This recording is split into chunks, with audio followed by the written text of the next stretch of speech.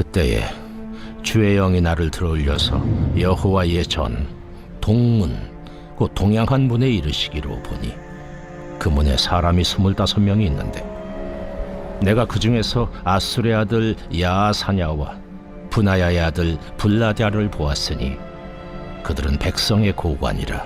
그가 내게 이르시되 인자야, 이 사람들은 불의를 품고 이 성 중에서 악한 꾀를 꾸미는 자니라. 그들의 말이 집 건축할 때가 가깝지 아니한즉 이 성읍은 가마가 되고 우리는 고기가 된다 하나니, 그러므로 인자야, 너는 그들을 쳐서 예언하고 예언할지니라.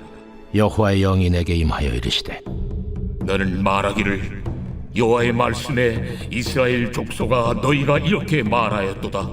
너희 마음에서 일어나는 것을 내가 다 아노라. 너희가 이 성읍에서 많이 죽여 그 거리를 시체로 채웠도다. 그러므로 주 여호와께서 이같이 말씀하셨느니라.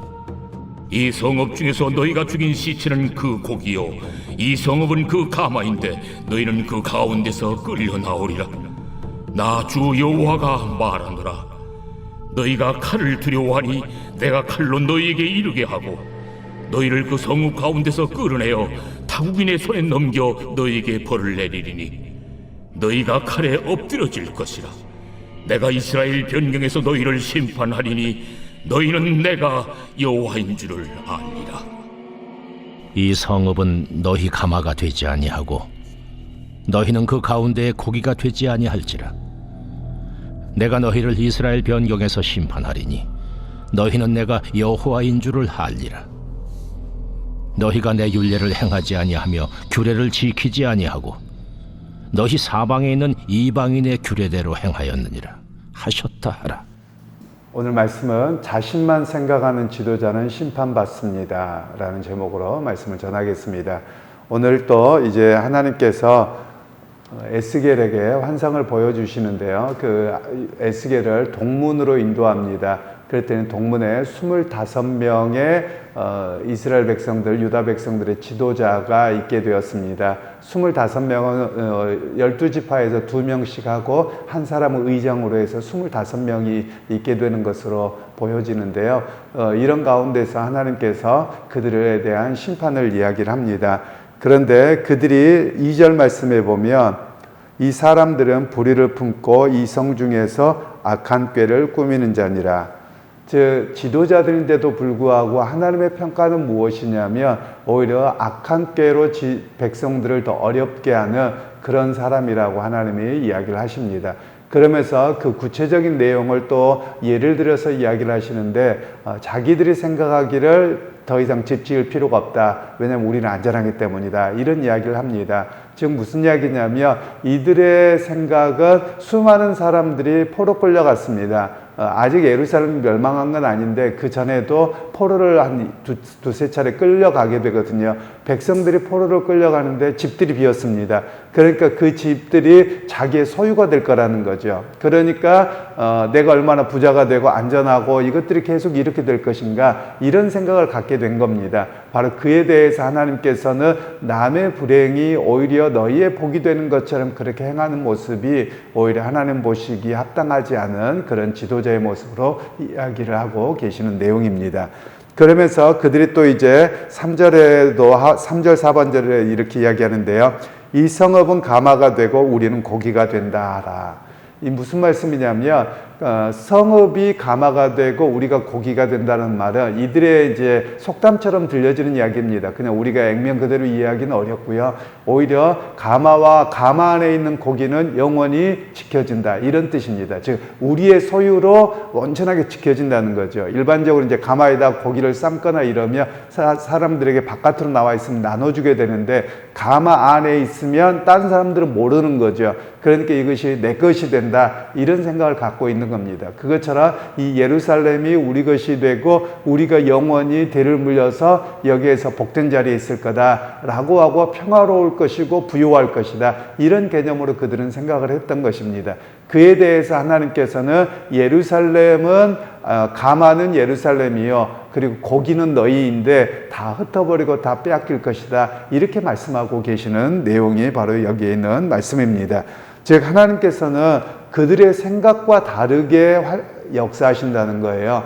즉 눈에 보이는 어떤 불행이나 뭐 또 자기 자신에게 기회가 된다고 생각했는데 하나님이 보실 때는 그들이 여호와의 율례를 떠났다는 겁니다. 즉 누군가 고난을 당하고 아픔을 당하며 그들과 함께 울어주고 그들을 위로하고 회복하게 하는 자리에 서야 되는데 다른 사람의 고통과 아픔이 내 복이라고 여기고 그렇게 하고 있는 것이 여호와의 말씀을 떠난 모습이다라고 이야기를 하고 계시는 것이죠. 그래서 결국 그들을 타국인에게 넘겨서 하나님의 벌을 주시겠다, 심판하시겠다 이런 이야기를 말씀하고 있습니다.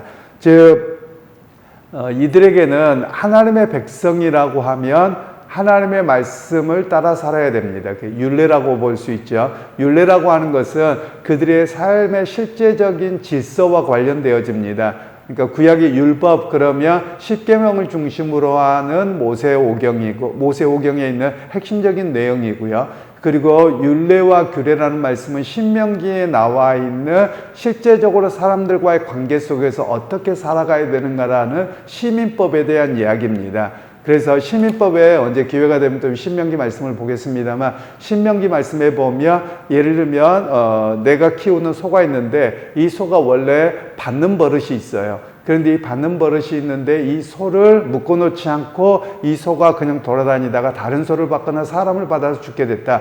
그러면 이 소도 죽이고 사람도 죽여라. 이런 내용이거든요. 그래서 이것이 오늘날 우리에게 연결되어진다면 우리 안에서 어떤 이렇게 사업장에서 사고가 한번 났습니다. 그러면 그 사업장에 사고가 났는데 거기에 사장님이나 이런 분들이 안전조치를 하지 않아서 또 사고가 났습니다. 그러면 이들을 어떻게 해야 될 것이냐? 이들에 대한 중한벌로 처벌하는 겁니다. 바로 이것이 이렇게 연결되어지는 말씀입니다. 우리는 조금 이렇게 그 사업주 입장이나 이런 입장에서 보면 노란봉투법이 문제다 뭐다 그러는데 이런 이야기가 그냥 갑자기 나온 것은 아니고 서양 사회에서는 이런 시민법의 질서를 따라서 사회가 바뀌어졌는데 사회가 어떻게 돼야 되느냐 이런 이야기를 하고 있는 것이거든요. 그러니까 하나님의 관점에서 보자면 어떤 그 기업을 하거나 뭐 하는 사람들이 다른 사람의 죽음과 여러 가지 재해를 당하는데 아랑곳하지 않고 자기 배만 부른다, 괜찮다, 면피한다, 이것은 악하다고 보신다라는 겁니다. 그런 측면에서 오늘 성경이 우리의 삶이 어떻게 이루어져야 되는가 이런 이야기를 성경은 말씀하고 계시는 겁니다. 그런 측면에서 참 아쉬운 점이 많습니다. 우리 한국교회에 크리스찬들이 많은데 그 말씀이 여호와 율례를 따르고 적용하는 것에 대한 이해를 갖고 있지 못합니다.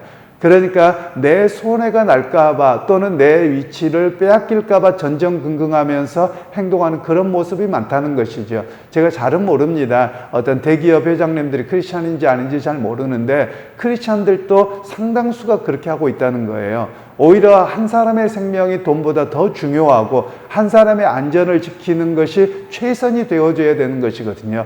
그런데 우리는 그냥 뭐 어떤 사람들에게 문제가 있었다 나하고는 상관없는 것이고 그냥 법적인 처벌받으면 큰일 날 것처럼 이렇게만 행동하고 있다는 것이죠. 우리의 사회 전반적으로 그렇습니다. 이것이 바로 어떤 모습으로 보여지냐면 이스라엘 백성들과 유다 백성들이 여호와의 율례를 떠나서 심판받았던 이유가 여기에 있습니다. 이들이 제사를 지내지 않았던 게 아니거든요. 오늘 많은 크리스찬들도 기업인들도 많습니다.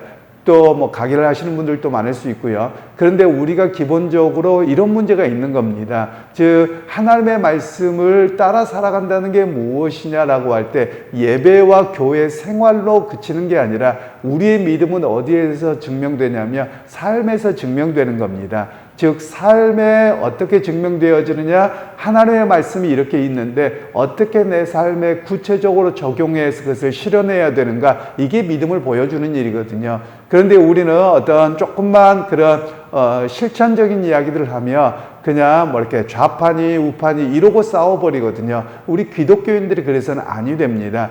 그러다가 보면 결국 하나님의 말씀을 삶에 적용하는 것을 잃어버리고 있다라고 말하고 있는 것이지요. 그런 측면에서 하나님께서는 어떻게 이야기를 하시느냐, 결국 여기 이스라엘 백성 공동체는 예루살렘은 성전도 무너지게 하셨거든요. 그러면 이것을 하나님은 무엇이라고 말씀하냐면, 즉 신앙인과 예루살렘에 있는 성전의 내부가 타락하니 하나님께서 이방인 바벨론을 들어서 예루살렘을 멸망하게 하시고 심판하신다라는 거예요. 그러면 이 말씀을 우리에게 적용하면 그렇습니다. 교회가 타락하면 여러분 세상 법으로 심판받아야 됩니다. 그리고 교회는 취해법권 지역이 아닙니다. 우리가 분명하게 알아야 될 필요가 있습니다. 물론 교회가 세상의 신앙 때문에 핍박을 받는다. 이거는 저항해야 될 일일 것입니다. 그리고 우리가 때로는 묵묵히 감당하면서 그 핍박을 오롯이 감당해야 될 일이고요. 그러나 교회가 불법과 지도자들이 잘못된 일을 했다며 교회라고 해서 목회자라고 해서 그냥 면피하고 넘어가는 것이 아니라 오히려 세상으로부터 심판을 받아야 될 내용이라는 거예요. 그것이 뭐냐? 하나님께서 너희가 얼마나 타락했느냐라는 것을 보여주는 그런 심판의 상징적인 것으로 오늘 성경은 이야기를 합니다. 그렇다 보면 저는 제가 그런 이야기를 드렸습니다만 사석에서도 그런 이야기를 드렸는데 요즘에 특검 때문에 교회도 좀 긴장이다 뭐다 이런 이야기를 합니다. 만일 여러분 저는 제 바람은 그렇습니다. 특검을 하고 뭘 다 했는데 아무것도 없더라 그랬으면 제일 좋겠습니다. 그러기를 위해서 기도합니다. 그런데 만일 불법과 잘못된 것들이 드러나면 여러분 정말 단죄되어야 될 겁니다. 그래야지 교회와 여러 가지가 죄악을 짓는데 아무렇지도 않는 것처럼 행동하는 일이 없어져야만 한다는 것입니다.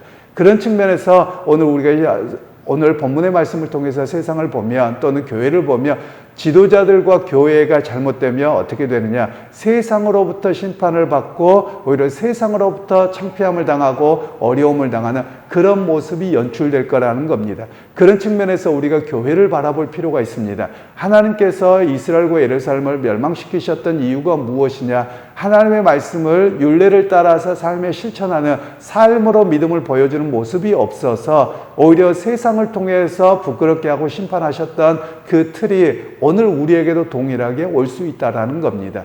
실제로 오고 있기도 하고요. 왜냐하면 여러분 세상 사람들이 교인들을 생각할 때, 교회를 생각할 때 어떻게 생각하시는지를 좀 들을 필요가 있습니다. 우리끼리는 성실하게 살고 최선을 다하고 하나님 의지하고 사는 것 같습니다. 그런데 세상에 비춰지는 교회의 모습은 이기주의라고 이야기를 하고요. 물론 나는 아닐 수 있습니다만 전반적으로 그렇게 보이는가 봅니다.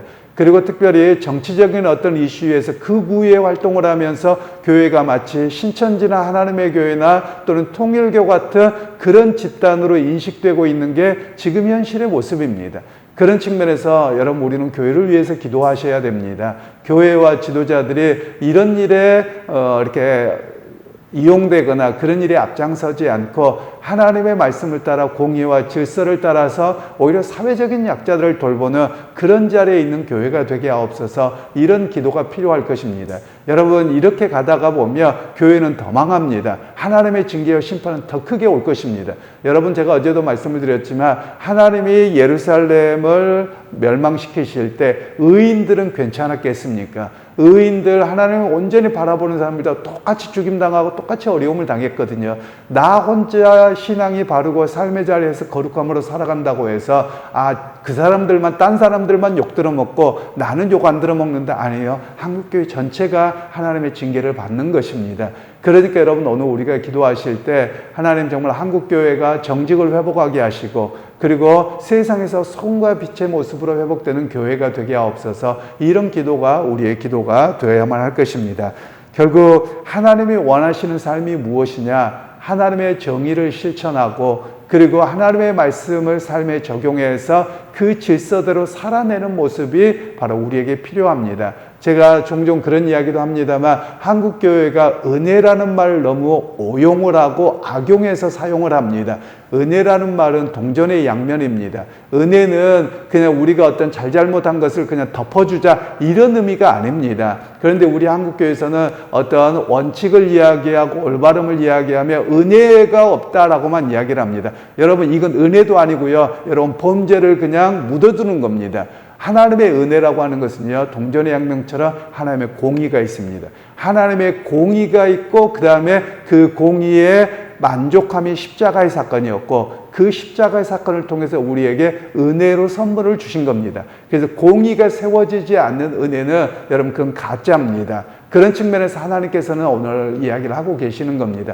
즉 하나님의 백성으로 부름받은 유다 백성들과 이스라엘 백성들이 그 질서를 따라 공의롭게 살지 못해서 하나님의 공의에 따른 심판을 하시는 겁니다.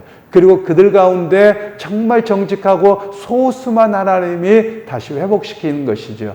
그러게 여러분 오늘 우리가 기도하실 때 또 우리 각자의 삶 속에서도 여러분 우리가 살아온 삶의 방식으로 쉽게 이야기하기보다도 좀 하나님의 말씀을 더 가까이 하기를 원합니다. 그래서 하나님의 말씀은 무엇을 공의라고 이야기하는가, 하나님의 관점은 어떻게 바라보고 계시는가, 이렇게 우리가 바르게 세워야만 할 것입니다. 그래서 여러분 오늘 하루의 삶 속에서도 각자가 하나님 앞에 거룩함으로 살아야 되기도 하지만 한국교회가 거룩하게 하옵소서, 또 지도자들이 불의하고 또 자기의 어떤 기득권을 위해서 살아가고 그 교인들을 이렇게 뭐라고 할까요? 이용하는 그런 모습이 되지 않게 하옵소서. 여러분 그렇게 기도하시면서 오늘 하루도 하나님 앞에 거룩함으로 또 소금과 빛의 모습으로 살아내는 그런 모두가 되시기를 주님의 이름으로 축원합니다.